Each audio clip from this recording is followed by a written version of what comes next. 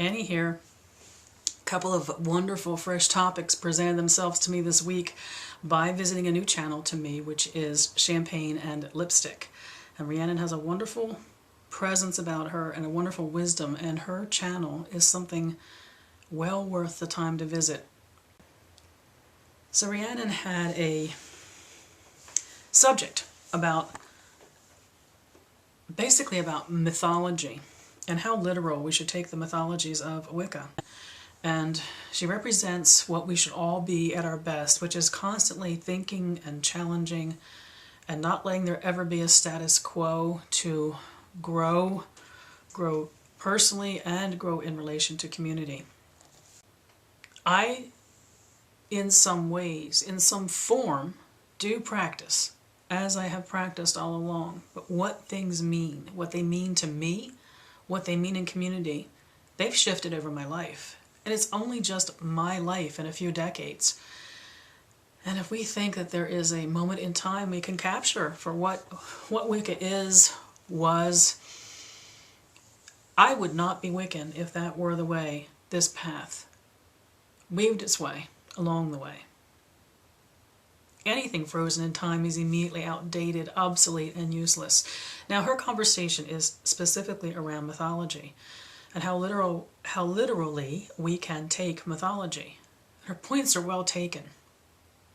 Now, at this point, where Wicca lives now, not in the 50s or the 60s or the 70s or the 80s, not even perhaps the 90s, where Wicca lives now, what role does mythology play when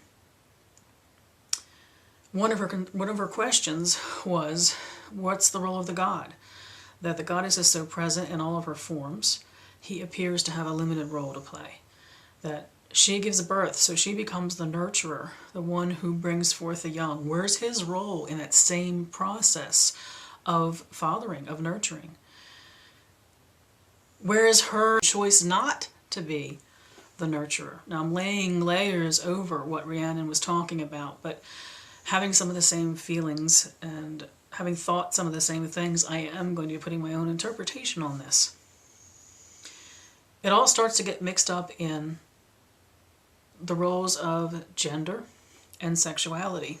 And that's a simplistic way for me to put it, but let me explain what I mean by that. We can complain that those of us who started out in other paths, or those who are walking other paths, those spiritual paths that have religions that are highly patriarchal, there's a set way there that limits the role of the female. Could we not also then say that in a goddess-centered religion, which at times appears to give a limited role to the god, that we are doing the same thing? That we have exalted the role of the feminine as the patriarchy exalted the role of the male. And that is something that thinking Wiccans that I have known over all my years and through all my circles have discussed at length. There is plenty of room to deepen the role of the masculine divine. There is plenty of room to expand the role of the female divine. I think some progress started, maybe not so much in the 70s, very goddess-centered then. And he was seen as his role being an adoration of her. But even at that, we were taught, even in those days, that we were neither god nor goddess, that we were, all of us, male or female, both. That at any moment we could be completely aligned and feel as if we were God or as if we were goddess.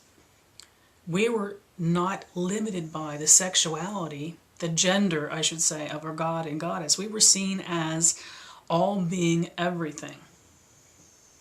Now, we use the archetypes of the male and the female as the receptive and the projective, and the yin and the yang.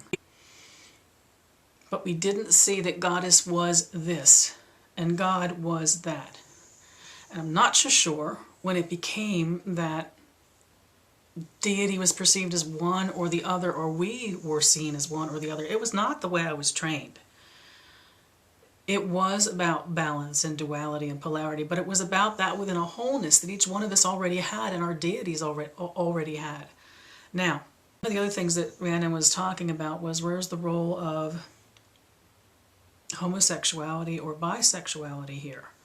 And in my experience of God and Goddess, it's there, it's complete. There is no limit of who loves who and who creates, who gives birth, whether in the physical sense or the create in the sense of manifesting something, who rises up as a warrior, equally powerful as the warrior god, as the warrior goddess, that within all aspects of God and God is a totality.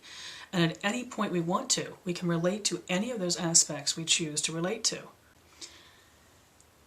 My point through all this rambling is, we choose images to represent our gods.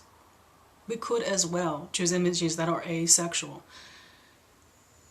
The power of having these two images is that we embrace that at any moment we can be any of the things that we see in our God and our Goddess.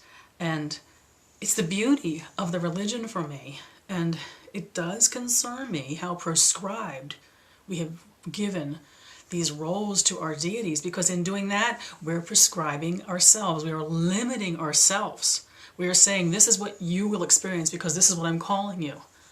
It has nothing to do with whether we are male or female, or straight or gay. My Goddess and my God, who I absolutely adore and hold as the Goddess and the God of the Wicca, in the end, are not male or female. They each encompass everything.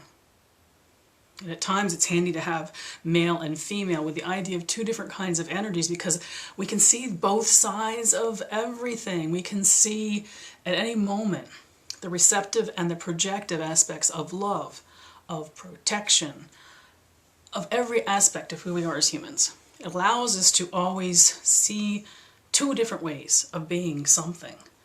But to me it is not, we are this something because we are female. She is not this something because she is our goddess.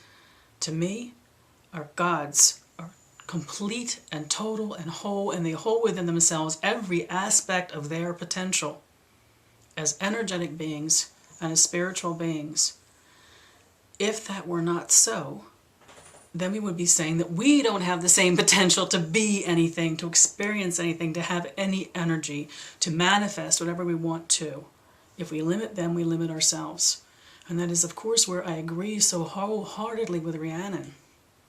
It's an emotional subject. There's no facts or figures to prove any of this. It's how it feels to us.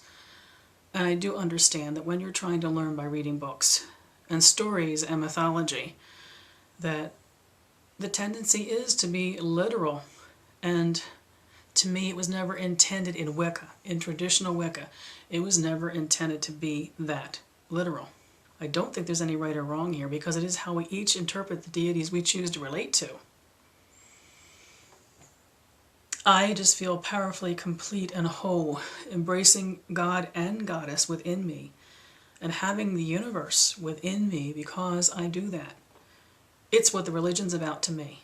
Very interesting topic. I wish you mirth and reverence. Mary part.